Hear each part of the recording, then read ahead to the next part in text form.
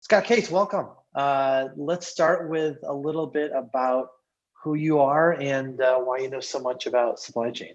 Sure, absolutely. So my background is literally I grew up in the business. My father started a business as a customs broker when I was young, but he actually worked for a freight forwarder before I was born. So I've been used to my dad just being all over the planet. In the late 70s, he started that business. And then when I came out of college at Northwestern, a local kid, back in the early 90s, I started working in the family business and had the opportunity to do the same thing. So I was involved operationally in freight forwarding, which is the moving of goods into and out of the United States and throughout the US domestically. And I'm also a licensed customs broker. So that means that I had a license from Treasury at the time, now DHS and the Customs Service, to be able to do this commercially for importers who are looking to bring goods into the Mm. country. I did it for about 20 years or so. And then in 2012, started a company that does marketing and branding for those companies, just parlaying what I'd learned and picked up over the course of those years and those travels to help companies who maybe weren't able to find the words themselves how to talk about their businesses. That's great. And you and I were talking the other day about something I thought was really interesting, which is why I wanted to get you on a Yeah. podcast talking about it, which was, I've talked to so many businesses about what's different for them about, people and sales and all these other kind of things. And you kind of brought up some ideas about what people need to think about relative to, what you just talked about with your experience. I'm curious if you want to kind of share some of that and we'll kind of dig in where it gets interesting. Absolutely. So I think the biggest change that's taken place under the COVID pandemic is just how much forward it's brought e-commerce and e-commerce buying. I read something from DHL in one of the reports that they provided that the e-commerce volumes that they were anticipating in 2030 were actually brought forward now into 2020 because of the pandemic. Traditionally, we've already seen supply chains start to get upended in terms of brick and mortar. So I would say that stores were already feeling pressure from platforms like Amazon, Alibaba, AliExpress, just other sort of online retailers, and trying to figure out how to manage that, just the typical anchor store. The anchor store experience that people would take when they would go to buy things, they just move that online. Well, obviously, in the pandemic that we experienced earlier this year, and now unfortunately is coming back, we're starting to people seeing people make that pivot. So it's going to be a very e-commerce centric Christmas. A lot of I don't think we're going to see the traditional Black Friday, the usual scene of the crush of people getting into a retailer at late on Thanksgiving Eve or at the stroke of midnight on that Friday just isn't going to happen this year. So supply chains and companies have had to pivot to understand how to put that cargo and how to put those purchases directly in the hands of their buyers instead of into a larger sort of distribution point, either like a warehouse or into an actual brick and mortar store, bypass that and go right to their doorstep, and try and find the capacity to do it through an integrator or through the U.S. Postal Service. Yeah. I imagine the other part that's gotten tricky is, what about the cross-border trade has made this, a lot more complicated than maybe it would have been just 8 months ago.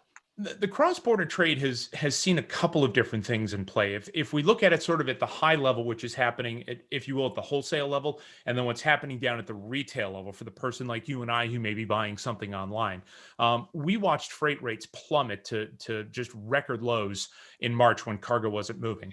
I think that people in the supply chain were feeling COVID well on before people in North America were. I know that a lot of my logistics customers we're looking at things in January when it was starting to spread very quickly through China. China left for the Lunar New Year holidays, and then people weren't able to return to those factories. So the traditional restart of manufacturing that takes place in China, say 2 to 3 to 4 weeks after Lunar New Year, never took place because China was closed. That led to a longer than normal cascade. There was no cargo moving on the eastbound Trans-Pacific. And even a bigger problem at the time that started then and is exacerbating now is that empty containers weren't moving back and forth either, Mm. because it costs more to move cargo eastbound to North America or even westbound to Europe than it does to bring it back to Asia, just because of the mix of commodities. So what wasn't happening was that empty containers weren't getting back to Asia. They're still not getting back to Asia at the rate that they need to. So even though we're seeing higher than ever levels, I believe that the trade deficit in August hit a 14-year record. The Port of Long Beach announced that in October they were like 19% up year on year from last Mm. year. all of this is coming in, but those empty boxes aren't going back out. So we're now looking at actually record freight rates, maybe 2.5 times where they were at the end of March. And part of the other thing that's contributing to that is the lack of air freight capacity. So we're all used to passengers and flying. I mean, you fly, I fly. We both have to do it as a course of our Right. businesses. Sure. And one of the things that we don't think about is that while we're riding upstairs, freight is riding downstairs and paying part of that way as well. But if you're a passenger airline, you're making money on the people riding upstairs. You're not making it on the boxes riding downstairs. So cargo that would traditionally move by air freight, whether it be pharmaceuticals, pre-vaccine, whether it be consumer items, or any number of those things, they've been deprived of an opportunity to move from the manufacturing point to the destination point.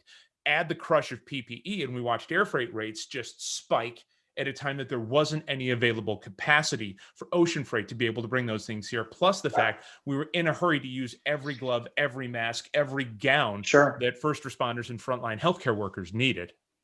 Yeah. And now, so what's going to happen when and if we get a vaccine that needs to be distributed to every last person in the U.S.? How do we handle that, and how does it impact what you just talked about? It's not even so much every last person in the US, it's every last person in the world. I was actually privy to a webinar a couple of weeks ago that was hosted by a gentleman who's fairly senior with Lufthansa Cargo out of New York. And one of the things that he indicated is that the challenge is going to be the types of vaccines that are moving.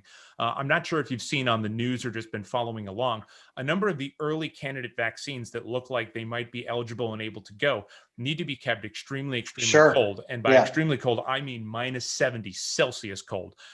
So what's happening right now is that according to the slide that I saw, the manufacturing is taking place in St. Louis, in Massachusetts, in New Jersey, and they've actually set up these very cold storage farms in, of all places, Kalamazoo, Michigan.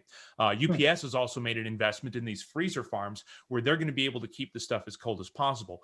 But now to transport it, they're developing special boxes. They're going to be heavily packed in dry ice, which is able to keep it at the temperature that they need. So companies are used to moving pharmaceuticals already. There's just going to be an incredible urgency that happens to be attached to these particular pharmaceuticals. It's going to come with a security challenge because this is going to be among the most high value cargo that you could possibly manage. It's going to come with a health challenge because if anything happens to a box of that vaccine in transit, that's 5,000 doses out. So there's a risk and a cost there. And it's just going to be very high visibility. I think that if you look at the mix of passenger cargo, or the mix of passenger aircraft and cargo aircraft, there are also limitations on how much dry ice can be put onto a plane because of the carbon dioxide carbon dioxide that's given off as the dry ice starts to shrink. So just because you have 100 metric tons of capacity inside of a 747 doesn't mean that you can put 100 metric tons of cargo in there because of the dry ice and other things that will be necessary. I think it's going to be moved by ground. I think it's going to be moved by air. The integrators who I mentioned have also said that they're committed to be able to move this through their system. So we're looking at really a perfect storm for air freight of a lack of a diminished amount of capacity because the passengers aren't traveling, because of an already crush of e-commerce, especially if this starts to hit, say, pre-Christmas.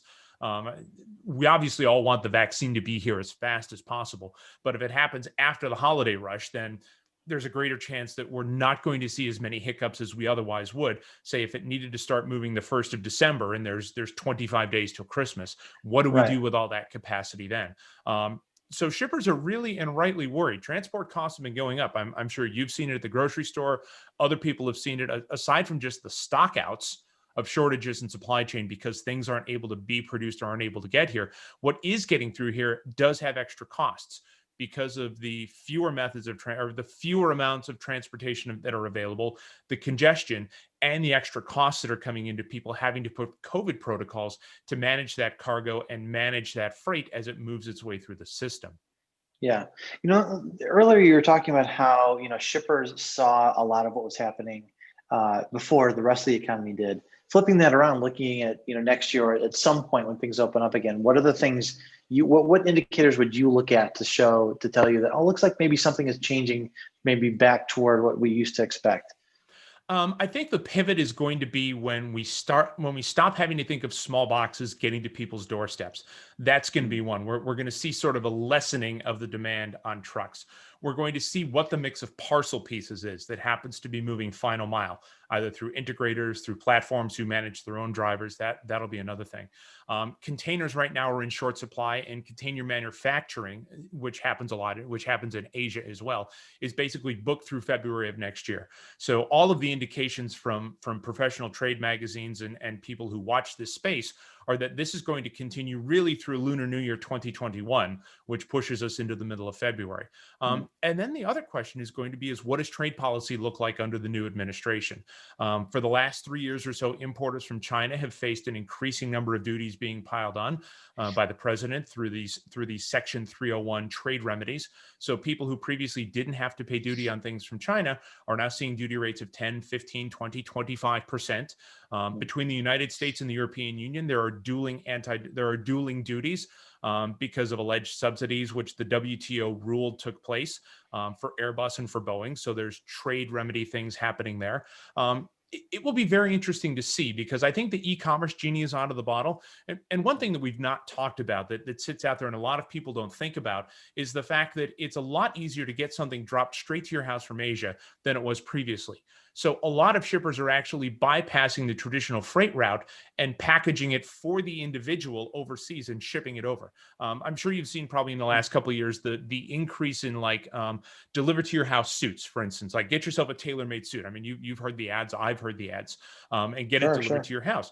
So what happens with those is those suits are being made in Asia with people's measurements, and then they're being shipped directly to you. The minimum, the let me rephrase that.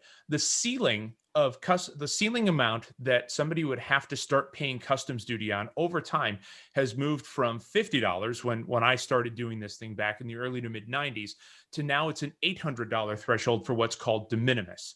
So any package arriving for a person that is $800 or less, they don't have to pay duty on.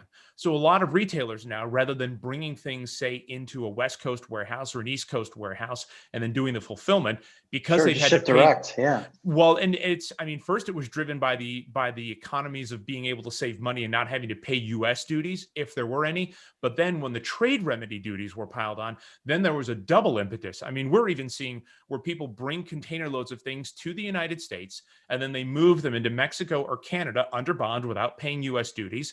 And then the orders are directly fulfilled from fulfillment warehouses on either sides of the border. So let's take a phone case. Maybe that phone case in the olden days was pre all these trade remedies, was duty free. Now it's 25%.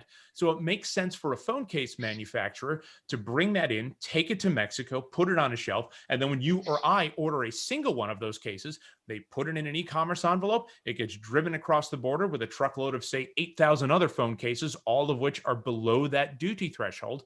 So the 25% doesn't need to be paid. And then they get injected into a delivery system to wind up on our doorstep. Hmm. That's amazing. Hey, so give me a final thought on your business, which is understanding all that we just talked about. How do you market this kind of thing? Well, the thing that's become more poignant for our customers has always been the need to communicate. I mean, the people that do this for a living are used to being road warriors, whether domestically or internationally. They're international going to visit factories, they're international going to visit their partners on the other seas who represent them and vice versa. So people have always been able to get in front of someone to make their point. The inability to do that, the increasing rapidity with which a lot of trade regulatory and market condition changes have arisen has really been an opportunity for us to be able to step in and say, hey, listen, we understand we're watching this for people. And about as fast as the news comes out, we're able to then turn it and get it out for people. We joke a lot that, I mean, everybody gets their own custom content, regardless of what the issue happens to be. I mean, it may be a single issue, but that is, as I say to some people, we're taking the same boggle board and playing it 15 different ways, 15 unique ways for all of the clients that happen to need that content. And I don't see that changing just as we enter into 2021. Is it going to be the addition or removal of other trade things? Is it going to be new markets opening? Nobody really knows what Brexit is going to look like yet. So we're watching that very closely for American importers and exporters.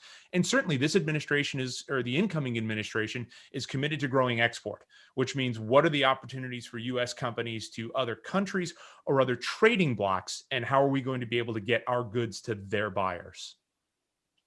Scott, that was great. Thanks for joining me today. This has been really good. I feel like I'm gonna go listen to this again because I think there's a number of things I can pick up just by going over that one more time. So thanks for joining me. You're very welcome. Thank you for the time.